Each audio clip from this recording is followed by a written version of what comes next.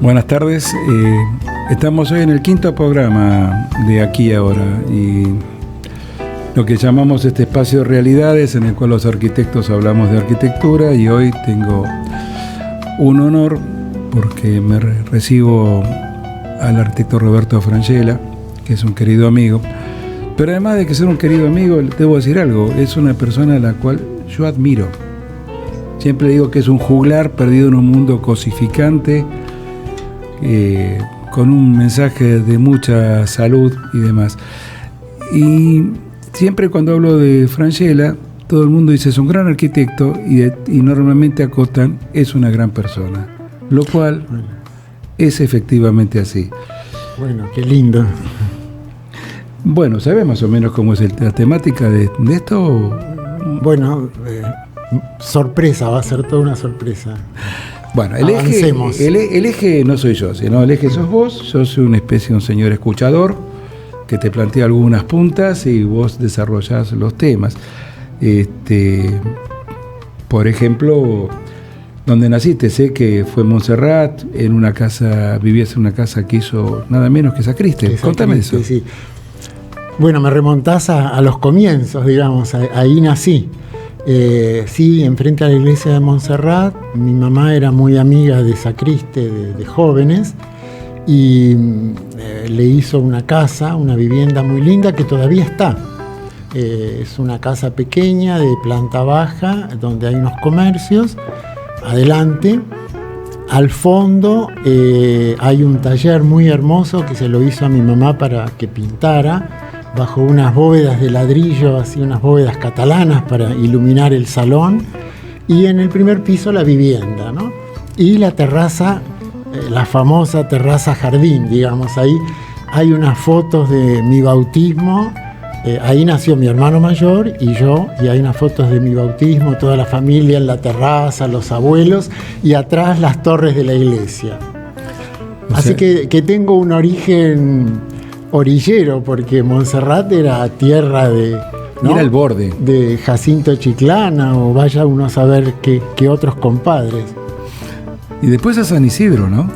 Y después de ahí, tuvimos un pequeño tiempo en la Plaza San Martín, en un departamento lindo enfrente a la plaza, y mi hermano mayor era muy asmático, muy débil, entonces el médico aconsejó a mis padres de irse a climas más secos.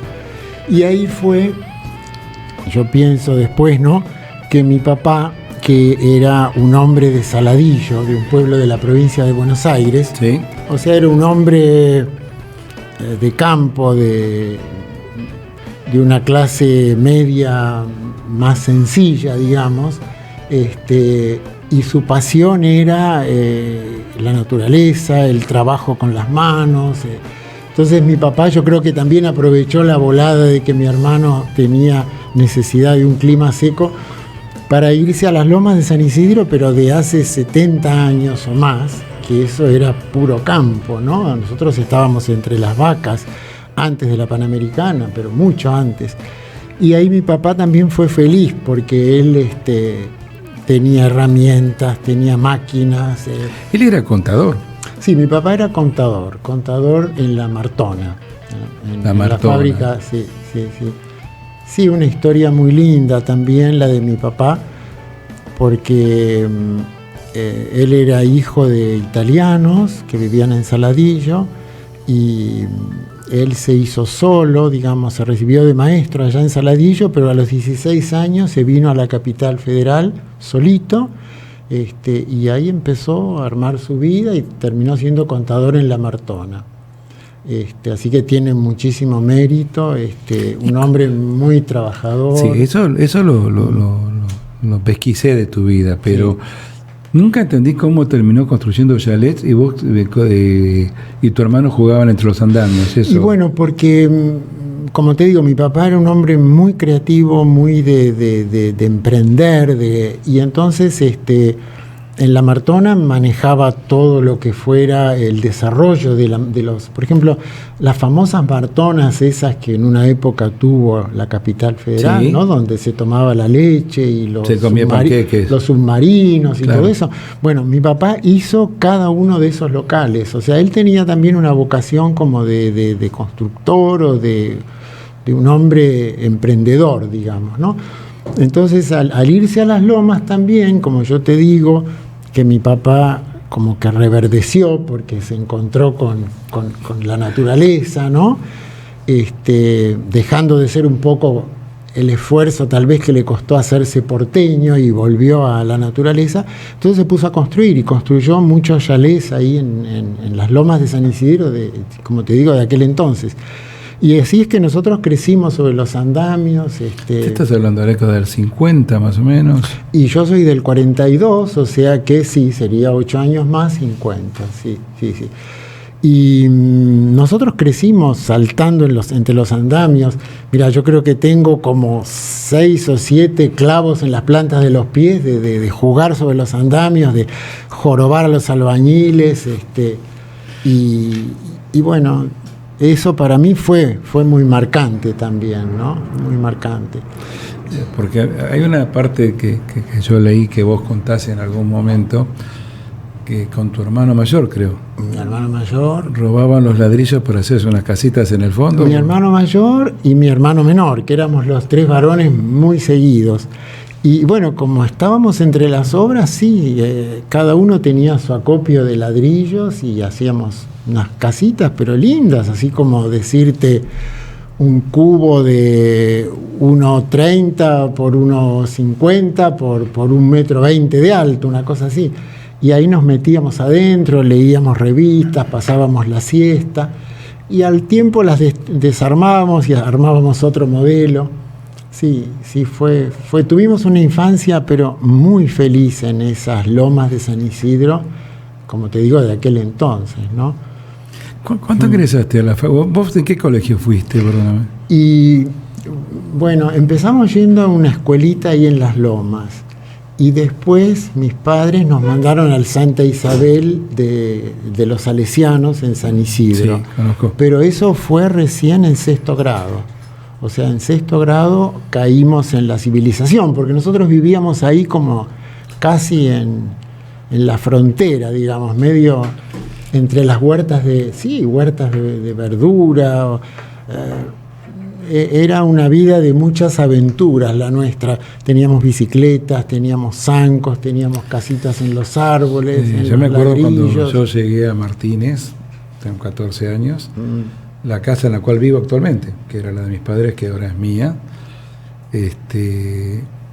no tenía las rejas, eran las rejitas de madera, chiquitas, claro. Sí. Y la entrada y el garage era un garage abierto que llegaba hasta el fondo, o sea, no había los preconceptos. No había los temores que hay ahora, ¿no? Exactamente. Sí. O también un poco... era otra calidad de vida. Sí, pero la gente era como más sencilla también, o sea, ahora hay mucha figuración, o sea, mucho levantar rejas, mucha facha, ¿no? Yo creo que la vida de aquellos años era mucho más sencilla, o sea, que en una vivienda había un baño y un toalé a lo sumo. Ahora, si cada cuarto se pretende que si no haya más baños en suite, ya la casa tiene un nivel que no es aceptable, ¿no? En ese sentido me parece que nos hemos puesto demasiado exigentes y pretenciosos, ¿no? Sobre todo que sabemos que hay una contracara de un déficit habitacional y una pobreza desesperante. Después, ¿no? Vamos a ese tema. Vamos a ese tema, bueno. Pero vamos adelantando. Hay una frase que te recorté para vos. La voy a leer porque realmente me gustó muchísimo esto, ¿no? A lo largo de mi práctica profesional he ido reflexionando sobre las circunstancias y las conductas que acompañan a un proyecto o una obra de arquitectura. Mis dudas, mi descubrimiento de verdades no enseñadas y el sentido que cada uno desea darle a su profesión. ¿A quién quiero servir y de qué manera? El dibujo y las herramientas que están a nuestro alcance también son desvelos de pasión y pasión escrita. La familia, ese núcleo que nos conviene, forma parte de mis sentimientos. Esto es un relato de mi camino hacia entender quién soy, para qué sirvo y cuánto puedo soñar con una realidad que siempre es mejor. Esto lo escribiste vos en un prefacio de un libro. A mí me llamó la atención la palabra servir, porque normalmente se plantea otro tipo de palabra, y vos usás la palabra servir como servicio. Servicio es un otro, ¿no? Sí. Bueno, eso, para ser sincero, me ha costado toda la vida llegar a concluir eso, digamos, porque yo he recorrido el camino habitual de todos nosotros que somos educados en la facultad, primero en los colegios, después en los colegios, por ejemplo, educados descomprometidamente de todo, sin pensar en el más allá, por supuesto, ¿no? Y en la facultad también, o sea, nos han preparado como si estuviéramos en un país perfecto, en un país donde todo funciona y donde hay todo para todos. Y bueno, a mí me ha llevado toda una vida descubrir que no es así, y que entonces las herramientas que uno adquiere, que en mi caso es la arquitectura, pero si fuera otro profesional sería lo mismo, tendrían que estar realmente al servicio de todas las carencias y las deficiencias que tenemos como sociedad, ¿no? En cambio, estamos un poco todos preparados para trabajar bien, para manejar muy bien una especificidad, en nuestro caso la arquitectura, ¿no? Pero esto para percibir unos honorarios, para tener un buen pasar, una buena vivienda, una vida bien merecida, pero como descomprometidos de toda una situación que nos rodea, ¿no? Pero te queda claro, porque a mí me impactó la palabra servir, bueno, además de la riqueza que tiene ese párrafo, la palabra servir implicaba, 2 veces repetida prácticamente, implicaba una voluntad de hacer en la vida, ¿no? O sea, sí, yo creo que realmente, si tenemos una capacidad, si tenemos un conocimiento, un oficio, tiene que ser para que sirva a otro, para que todos podamos ser mejores, ¿no? O sea, y no ejercer el oficio como un beneficio propio, sino como una utilidad para el otro, ¿no? Después vamos a ir a tu encuentro con Latinoamérica en el Banco Nacional en Asunción. De Asunción, pero después, déjamelo.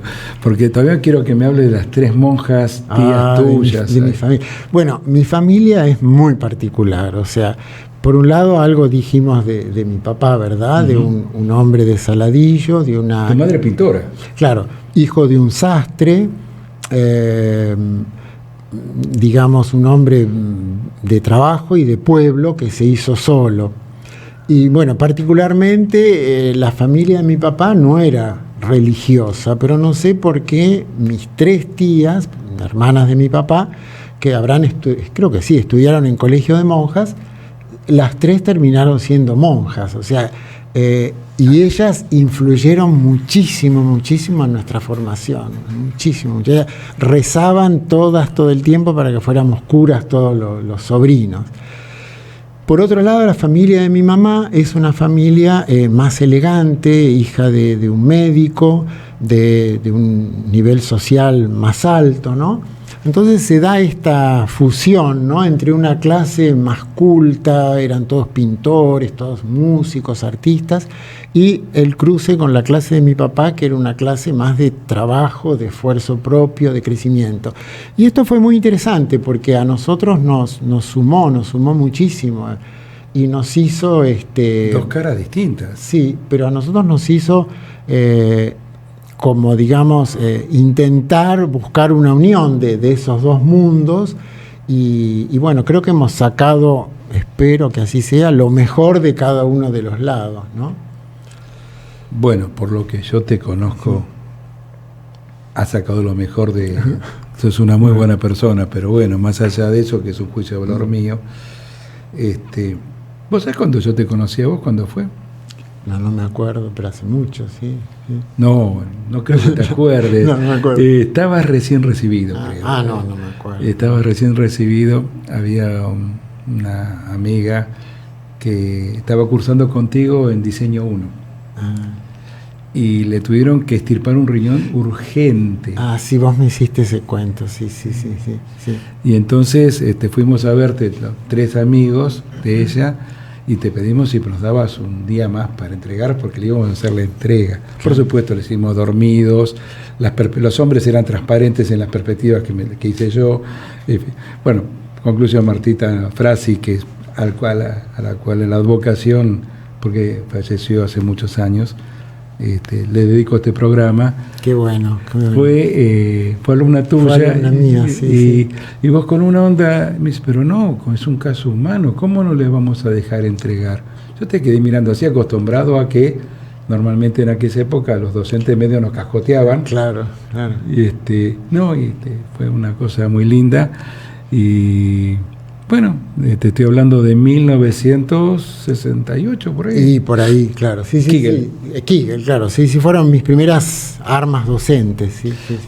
Una vez charlamos de una persona que yo respeto mucho y admiré en mis épocas de facultad, que yo siempre decía que era un hombre que estaba fuera al similar como vos, que yo siempre te digo que vos sos un juglar. Y Osvaldo Moro. Qué lindo, ¿no? Poder ser un juglar. Sí, pero esa es mi versión. Hacer música y decir poesías. Y trasladar la cultura. Trasladar la cultura y preservar la cultura. Y preservar la cultura. O sea, yo tenía una madre que era narradora. O sea, la cultura de mi familia y toda la historia de mi familia yo la conozco de mi vieja contándomela. O sea que había señores que te traen... Hoy tenemos Netflix, pero no importa. Lo que volvemos al tema es sobre esto, ¿no? O sea, de trasladar la cultura. Y este señor se llamaba Osvaldo Moro. Bueno, Osvaldo Moro yo lo adoraba. Osvaldo, sí, fue un profesor mío. Él tenía visión, si no me acuerdo mal yo. Visión, exactamente, sí. ¿Y vos hiciste en algún Yo cursé con él. ¿Sí? Después mi primer trabajo en una empresa constructora fue allí también, una empresa que se llamaba Promobra.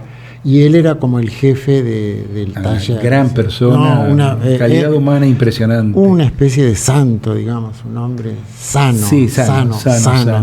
Me acuerdo, yo hice diseño 5 con él.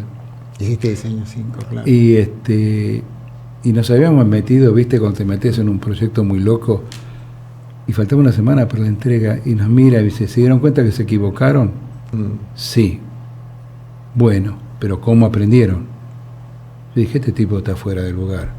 Bueno, ahora cumplan con la formalidad, se haga la entrega. Claro. Yo me acuerdo de esto, de Osvaldo realmente. Y él era muy, muy talentoso como profesional también, era muy bueno.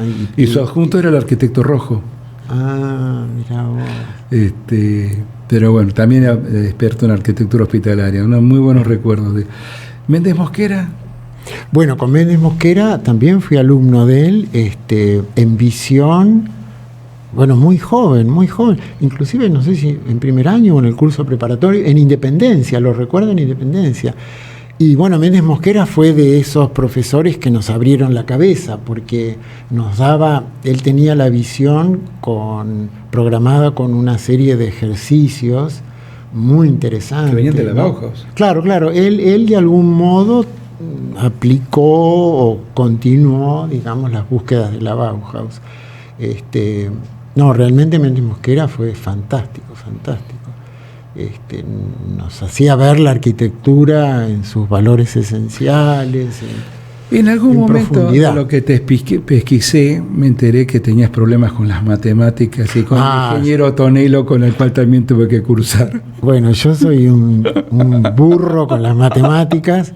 Mira, bueno, pero esto viene de lejos, porque tengo mi cierta coartada, porque digamos, como antes te conté, que primero estuve en la primaria en la escuelita de La Loma. Sí. Era una escuelita pequeña donde éramos 4 alumnos. Entonces a mí me hicieron pasar para que había una sola maestra, para que estuviéramos todos en el mismo nivel. A mí me hicieron pasar de tercero a cuarto y luego me llevaron a otra aula y di el examen libre de cuarto a quinto. O sea que pasé de tercero a quinto y yo terminé quinto año con 15 años. Totalmente desubicado, eso me hizo un mal enorme, sobre todo socialmente, porque yo me sentía muy chico, muy mal al lado de los muchachos. Todos tenían 18 años, hablaban de minas, de cigarrillos, y yo tenía 15 años, de las lomas de San Isidro, que éramos como muy ingenuos, que nosotros lo que nos gustaba era subirnos a los árboles, hacer casitas, jugar al fútbol, dibujar. Sí, o sea, era una infancia distinta. Entonces ahí las matemáticas se me fueron haciendo como una bola de nieve, y ahí me salvaba siempre mi hermano, porque estábamos juntos, mi hermano y yo. Pero ya en la facultad no, estaba yo solo. Y matemáticas 1 la di 4 veces, y en la cuarta pasé, pero todavía no sé si no me equivoco haciendo cuentas. No, soy un desastre, no. Bueno, yo me acuerdo de ese comentario. Contame, hiciste 2 años de facultad y después... Y después estuve en el seminario. Claro. Bueno, porque ahí te relataría un poco toda esta mezcla de condicionantes que fueron como jalonando, marcando mis pasos desde chiquito. Cuando fuimos ahí a Las Lomas, yo tenía 4 años. Bueno, en ese momento creo que no pensaba mucho, pero al poco tiempo, ya de chico, empecé a no comprender. Enfrente nuestro vivía una familia de variadores de caballos, ¿no? Bueno, vivía una gente humilde, en unas casuchas humildes, y yo de chico ya percibí esa injusticia social o esa diferencia. O sea, no comprendía por qué nosotros teníamos una casa linda, con pileta, con miles de cosas, y los de enfrente, yo veía caminar a esos chicos de mi misma edad que iban y venían con la bolsa de compras, cuando yo, compras ni sabía lo que era eso, siempre andábamos en auto. O sea que eso, con los principios religiosos que nos imponían nuestras tías, con el colegio de curas que también nos proponían modelos de compartir y de justicia social y qué sé yo, bueno, pensé que podía llegar a ser, a través del sacerdocio, una especie de incidencia o un aporte a todo este tema de las diferencias sociales y de la pobreza, ¿no? Pero, perdóname, pues yo tengo una cosa que se me mezcla. Cuando vos conocés al abate Pierre, al abate de los cartoneros de París, en el colegio. En el colegio, claro. En quinto año. Bueno, eso fue muy interesante. Estando en quinto año en el colegio, no sé por qué los curas tenían buenas relaciones, y lo traen un día al abate Pierre, que hacía algunos viajes a la Argentina. Y él me maravilla, como sacerdote, pero no como sacerdote, sino como toda su parte humana y social, digamos. O sea, un hombre que se compromete.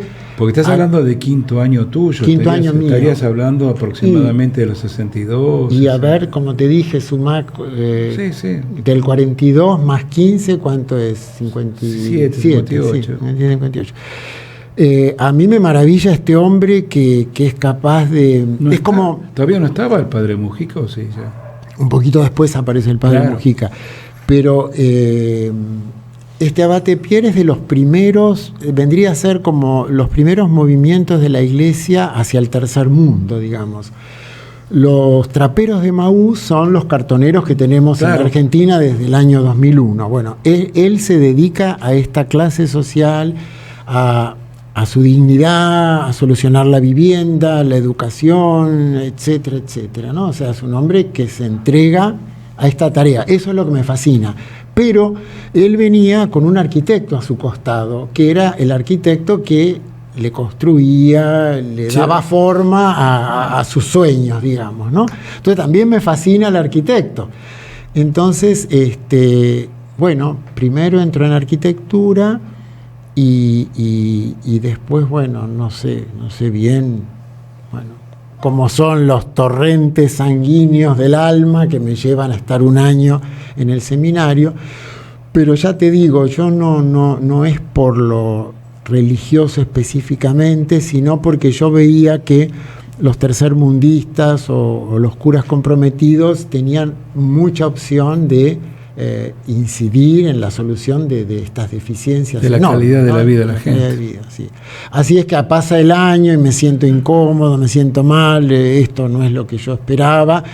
Mismo también el seminario de San Isidro es el perfil de la iglesia que habitualmente conocemos, o sea, por más que eran sacerdotes más progresistas, pero es un poco la iglesia con su estructura, ¿no? O sea, en general vemos que la iglesia no está en un compromiso total hacia una justicia social, ¿no?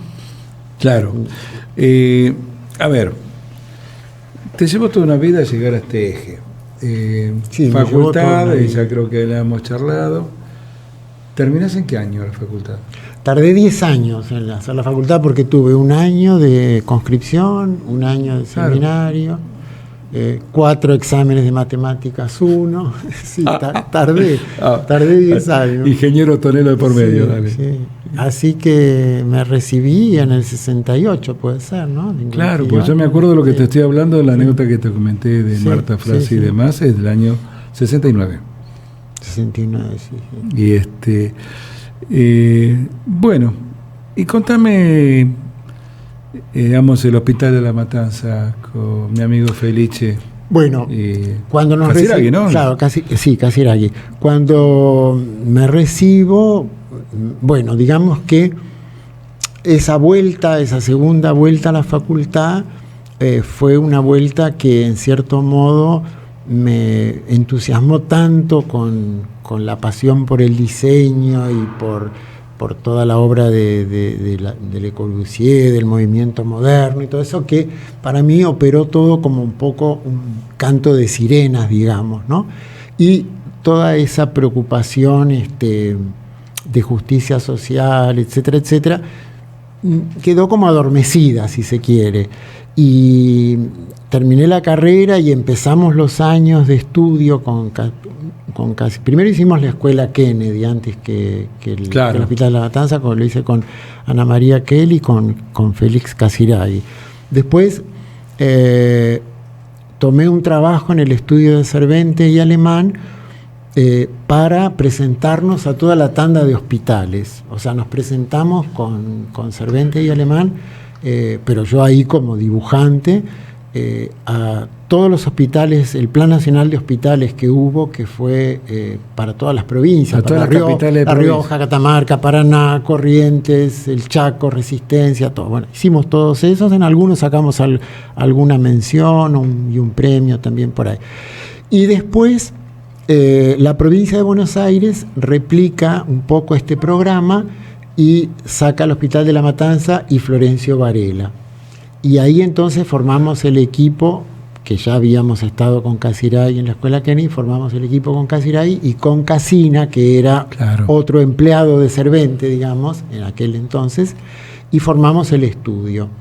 Y ahí arrancamos con ellos como en un periodo muy lindo de nuestra profesión, donde hicimos muchos concursos, donde nos fue muy bien, donde por ejemplo terminamos ganando el Banco Central del Paraguay como una obra importante, o el Teatro de Salta. La podemos ver, creo que está por ahí, una imagen del Banco de Paraguay. Y como te decía, fue todo un periodo en el cual yo me volqué con una enorme pasión a toda la creatividad, al buen oficio, ¿no?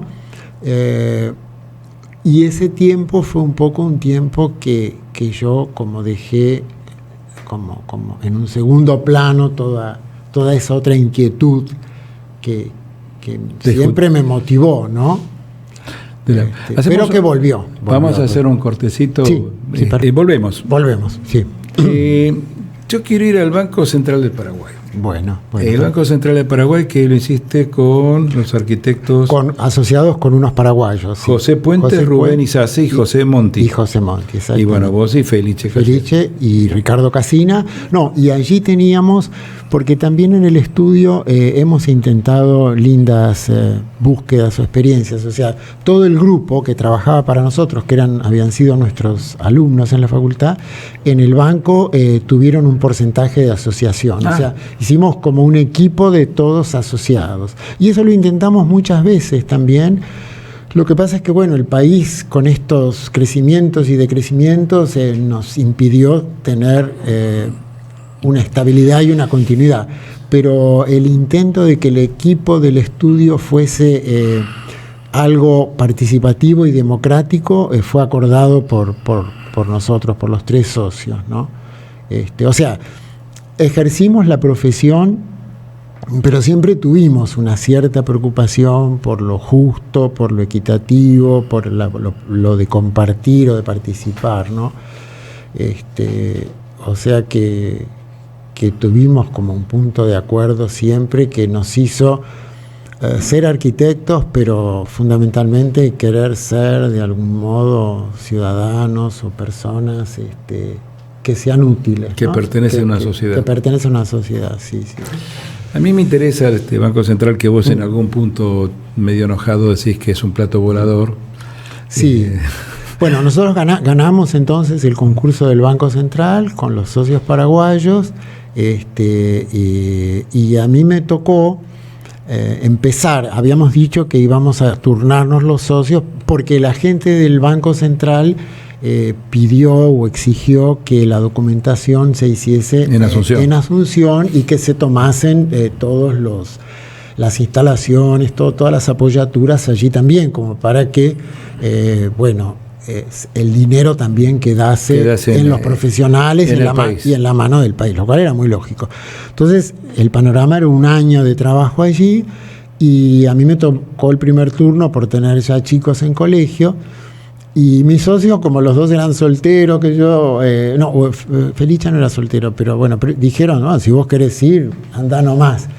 Y fui yo en el verano, y a mí me gustó tanto, porque quizá me pasó un poco lo que yo decía que le pasó a mi papá cuando se fue de la Plaza San Martín a las Lomas de San Isidro. ¿Fuiste feliz? Claro, yo volví a ser feliz porque en Asunción encontré un medio pleno en la naturaleza, una escala muy sencilla, no sé, una vida muy familiar, y fundamentalmente porque ahí comencé a abrir los ojos y a empezar a reconocerme como un ser latinoamericano, ¿no? Que hasta ahora toda mi formación universitaria, todo mi mundo cultural tan dependiente, tan europeizante, me hacía mirar mi país, mis suburbios, mi realidad desde arriba, digamos. Y en Asunción no, me atreví a mirar de frente las falencias, la pobreza, las desigualdades sociales, la injusticia y la tiranía también, porque eso en la época de Stroessner todavía. Así que para mí fue un abrir los ojos. Pero en cuanto a arquitectura, habíamos ganado el concurso de alguna manera como dando un paso para atrás, porque nosotros también como estudio y como equipo de diseño ya habíamos avanzado bastante en todo lo que tiene que ver con lo contextual de cada edificio, respetar el paisaje, respetar la cultura del lugar. Así es que ganamos el Teatro Provincial de Salta, por ejemplo, que fue un lindo proyecto que tiene mucho que ver con una serie de pautas locales, de la cultura del lugar, etcétera, ¿no? Pero cuando nos toca... ¿Que tiene las 2 bandejas esas muy grandes? No, el Teatro de Salta es un teatro que se enfrenta al Museo de Ciencias Naturales y forma una plaza. Entonces tengo otra imagen. Y bueno, justamente lo ganamos porque la gente de Salta vio que era un proyecto respetuoso, que tenía mucho que ver con lo local, con el sitio, con los materiales que usábamos, etcétera, ¿no? Pero al presentarnos en el Banco del Paraguay era algo tan enorme, porque eran 100.000 metros cuadrados, sí, como que nos refugiamos de nuevo en nuestras pautas muy racionalistas y quedó un proyecto muy como del movimiento moderno. Sí, se ve la imagen del edificio. Descontextualizado, digamos. Tiene una plaza muy linda, tiene el corredor Lleré en el frente con el parasolado, pero no deja de ser un aparato que posó en el terreno, digamos, ¿no? Aunque ahora con los años que he vuelto, porque estoy volviendo mucho a Asunción, porque mi hijo Roque está viviendo allá, quizá mi crítica no es tan severa, es un edificio noble que ha permanecido en el tiempo. Y ahora resulta que los paraguayos están haciendo Paraguay se ha evolucionado muchísimo en estos 40 años, hay una facultad de arquitectura buenísima, hay profesionales de primera, y se está haciendo como una revisión, digamos, y una historia del movimiento moderno en Asunción. Entonces al banco lo tienen como un pilar fuerte, claro, una de las primeras del inicio del movimiento moderno. Entonces, bueno, uno no puede tampoco criticarlo tanto, digamos, ¿no? Pero sí, es un aparato que ha descendido, digamos. O sea, vos pensás que Asunción tiene un clima fuertísimo, tiene una tradición de patios, de jardines, de una escala de galerías y de situaciones que nuestro edificio no lo respeta tanto, ¿no? Pasamos a otro tema. Hay una frase que vos escribís y que a mí me impacta. Dice: cuando uno está convencido de lo que ha imaginado y lo que tiene internalizado, lo puede hacer con los ojos cerrados. O sea, está volcando un mandato interior que va definiendo las proporciones, todos los colores. Por eso la importancia no es la herramienta, lo importante es haber concebido algo. Bueno, no sé bien a dónde iba ese texto, pero sí, está bien, estoy de acuerdo. O sea, esto se decía mucho de Clorindo Testa, que él se sentaba en un café y casi como con los ojos cerrados imaginaba la planta, el corte, la ubicación del edificio, y cuando lo tenía más o menos todo como estructurado, empezaba a volcarlo a dibujos, y de los dibujos le devolvían algo que lo hacían volver otra vez sobre los dibujos. Yo sigo creyendo en ese proceso, sí, sigo creyendo. Te doy una pista más, dice: hay que trabajar para tener el alma llena de amor a la vida, de pasión, propuestas, y después solamente es dejarlo salir. Bueno, está bueno. Estabas inspirado con esta lapicera, ¿eh? Sí, a veces me agarra la inspiración. Sí. Hablando de Clorindo, me comentabas que iba a haber una muestra de sus pinturas, de paso lo podemos decir. Sí, inaugura en el Museo Nacional de Bellas Artes el martes 11 de diciembre, Clorindo Pintor, no arquitectura.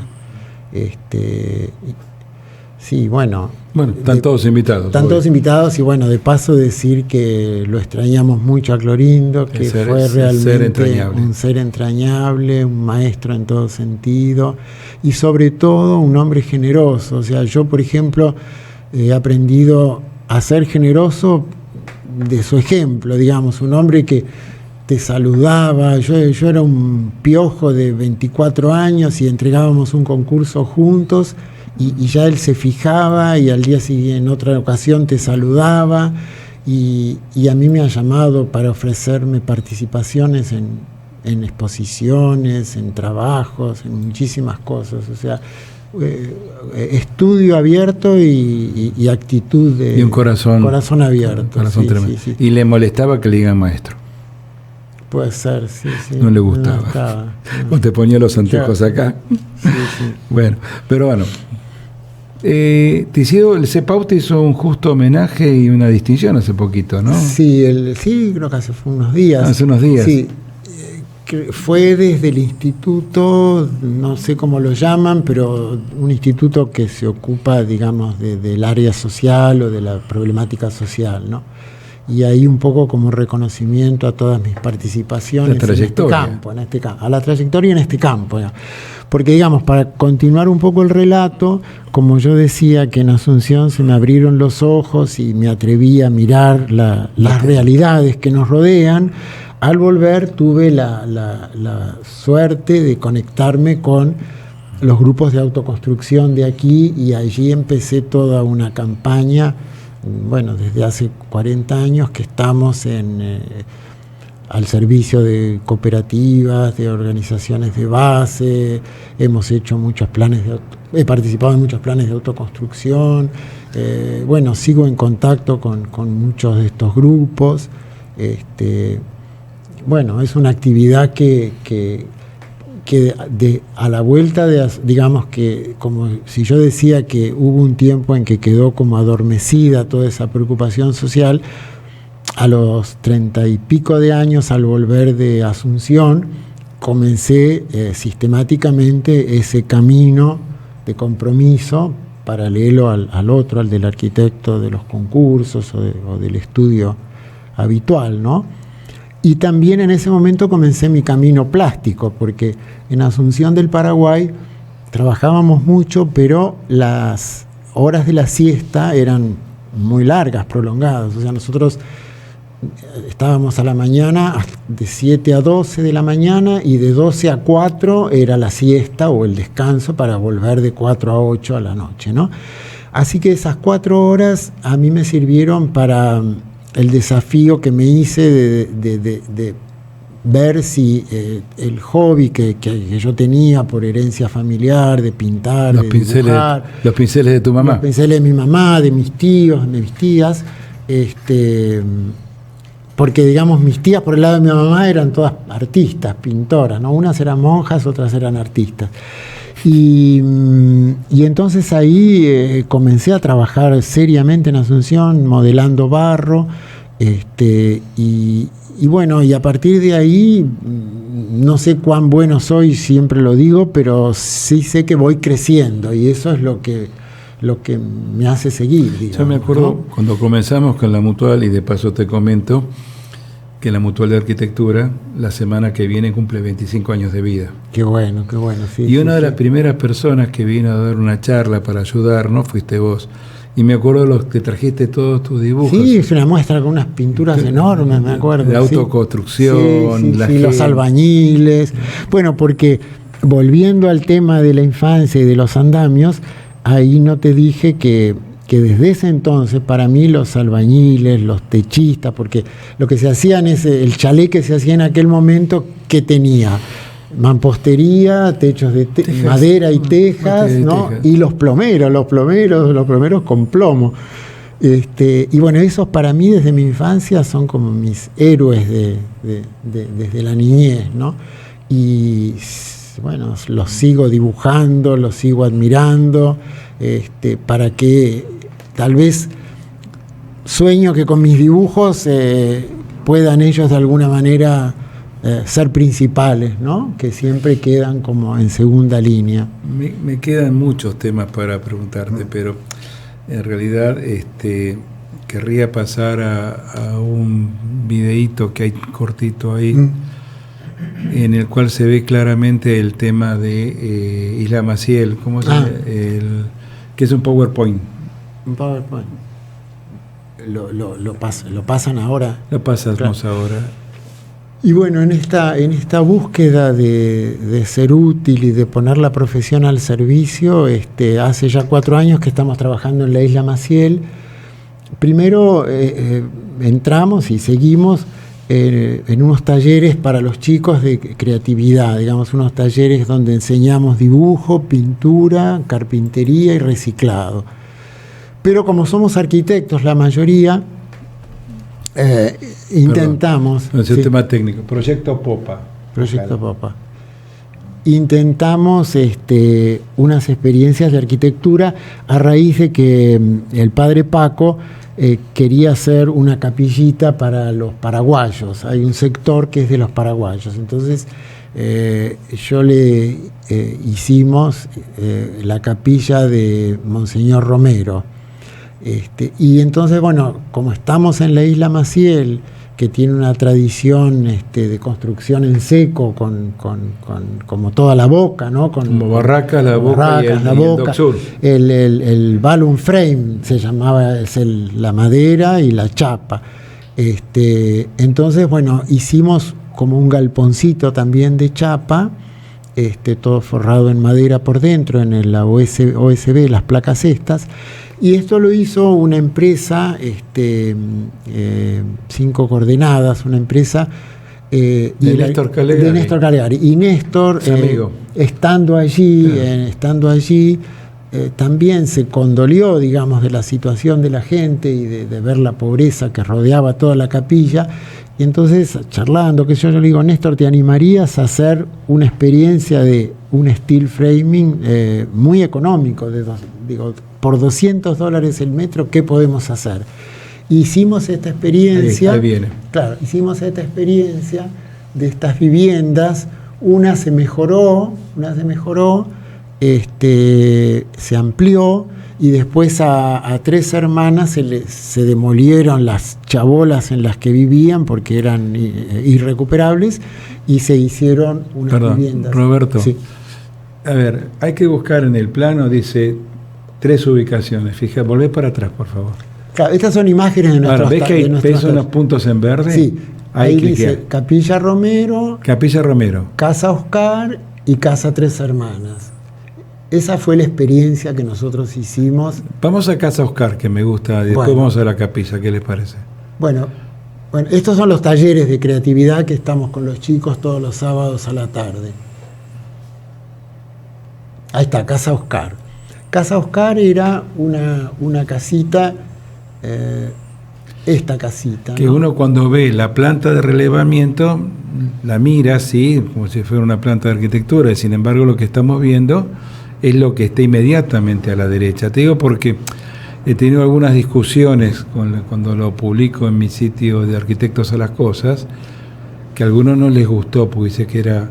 Algunos me dijeron que era feo y otros que era horroroso. Puede ser que sea feo, pero fue una salida para esta gente. Sí, porque hay que ver de dónde venía, ¿no? Sí, o sea, esa casita, no sé si están las fotos interiores, por ejemplo. Mirá las fotos, mirá. Ese es Oscar, ¿no? Bueno, este es Oscar, y así vivía Oscar con sus hijas y sus nietos. Hay una foto muy linda después de esta, que es la pareja, ¿no? ¿Está abrazadito? No, ese es el padre Paco. Es el padre. Ese es el cura. Pero mirá, vos fijate lo que es la realidad del interior de la vivienda, ¿no? Entonces, se agregó una torrecita con 2 dormitorios, se despejó todo esto, se arregló el baño. Ahí está, acá se ve la torrecita esta hecha con el steel framing, que tiene el OSB adentro, la aislación térmica y la chapa. Entonces, un dormitorio abajo, un dormitorio arriba. Y la casita de Oscar se revocó. Roberto, no se puede hablar de síntesis formal de esta fachada, que la tiene, con los materiales que tiene contextualizados por su cultura. Sí, o sea, es algo hecho con muy poco, con nada. Aparte, para hacer esto tuvimos que juntar la plata, buscarla, o sea, claro. Porque quieras que no, fueron unos cuantos dólares. Pero es interesante ver la diferenciación entre una cosa y otra, ¿no? O sea, porque evidentemente sí, en este caso se le cambia la vida. Sí, se le cambió la vida. Totalmente. Además, es muy grato ir ahora a la casa de Oscar y ver que visualiza, digamos, su espacio interior de otro modo, está más prolijo. ¿Podemos pasar a la capilla? Está más ordenado, digamos, como que superaron un poco ese caos que te ahoga, que no te impide soñar, que no te impide. Bueno, estas son las 3 hermanas. Las 3 hermanas vivían en esas casitas que se vieron recién, así, en ese es terrible. Sí. Entonces todo se demolió y se hicieron como 3 duplexitos para las 3 hermanas, y como son 3, ahí está. Son los 3 duplexitos, y como son hermanas, el baño es común, es un baño compartido, lavadero y baño.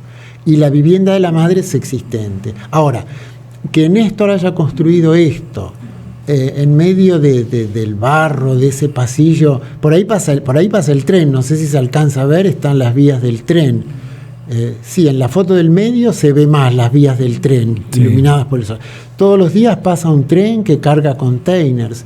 Es una situación, pero casi como de, no sé, inimaginable.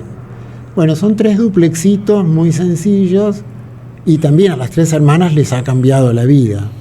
Podemos ir a la capilla, que me gusta cómo, con cuánta simplicidad se logró un espacio realmente significativo.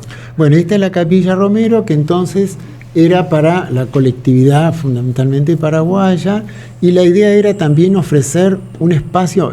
Estos barrios en situación de villa no tienen espacios comunes, no tienen lugares de encuentro, entonces la capilla, que disponía de un lindo terreno, tiene el cuerpito de al lado es existente, ¿no? Entonces tiene un atrio que funciona como patio de juego, lugar de encuentros ahí, y luego la capilla, que en realidad más que capilla es un... Mira, ahí todas las noches dan de comer como a 290 personas, hay apoyo escolar, hay catequesis, hay costura, sí, está garantizado costura de madres. Que nadie va a ocupar ese espacio, sí, del atrio. Y entonces la capilla es un pequeño galponcito que se abre y se cierra. Bueno, esta foto es que está todo cerrado, pero ahí están todos los portones abiertos, está lleno de luz, tiene una iluminación cenital. Me encantó la espacialidad lograda con tanta simpleza. Sí, es muy sencillo, es casi la nada, es muy poco, pero bueno, lo tomaron con mucho entusiasmo. Bueno, ahora está toda equipada y llena de imágenes. Creo que la Virgen de Cacupé. Sí, la Virgen de Cacupé. Bueno, y después algunos pintores han venido a hacer unos murales estupendos sobre Monseñor Romero. ¿Ves? En esta foto se ve que se abren los portones y la capilla se integra y se ilumina. Este es el Padre Paco. Y ese es el obispo, es el día de la inauguración. Bueno. Ya son las 7. Las 7:05. Nos hemos pasado, ¿eh? Nos hemos pasado. Bueno, nos hemos pasado. Muy charlatanes. No. En realidad me quedan un montón de preguntas, pero... Bueno, para otra entrevista. Para otra entrevista, pero de todas maneras estoy muy agradecido de que estés acá. Esto me manda mi amigo Juan Carlos Grabone, el presidente del Distrito 4. Mirá. Qué para lindo. Vos. ¿Es lápiz o...? No, lapicera. Lapicera. Bueno, siempre viene bien. Te recuerdo que la última vez que te regalé algo así me hiciste el dibujo del Banco de Londres. Porque era un lápiz negro de una mina gruesa, ¿no? Y al día siguiente íbamos a los croquiseros y dibujé con tu lápiz el banco. Con tu lápiz. Con mi lápiz. Con tu lápiz. Mirá. Que yo te dije, ¿cuándo yo voy a usar esto? Sí. Bueno. Mejor en tus manos que en las mías. Roberto, realmente es un placer y es un honor y gracias por tantos años con honrarme con tu amistad. Bueno, la verdad, digo yo, y muy agradecido, y ojalá estas cosas que hemos dicho siembren algo, ¿no? Y sean útiles. Seguro que siembran, pero además elegiste uno de los caminos más difíciles, de la perseverancia. Y has sido coherentemente perseverante con ser una buena persona. Bueno, me alegro que me veas así. Siempre te veo así, querido amigo. Bueno. ¿Podemos dar vuelta a las camaritas? Que hay unos chicos ahí dando vueltas. Unos chicos. Hoy tenemos público acá. Tenemos un público ferviente. Oscar Mesa, Luis Doracio y Joaquín Cátulo, 3 arquitectos ahí que nos han venido a acompañar. Bueno, vamos a empezar a agregar esta modalidad, que los que quieran venir a verlo en directo el programa puedan hacerlo. Es simpático, sí. Sí, tenés otra vivencia. Bueno, nos encontramos en 15 días con Marcelo Vila. Marcelo Vila, y Marcelo, que está muy premiado, ahora le han dado premios por... Sé que andaba por Cuba con un proyecto interesante. No sé, pero ayer lo vi. Sí, lo vi, sí, pero además tengo alguna otra información. Sí. Bueno, muy bien. Gracias por todo, nos vemos. Luego, y gracias tardes. a Roberto Frangella por todo lo que nos ha dado a los arquitectos y los argentinos. Gracias, como siento, a Jorge y a Gustavo.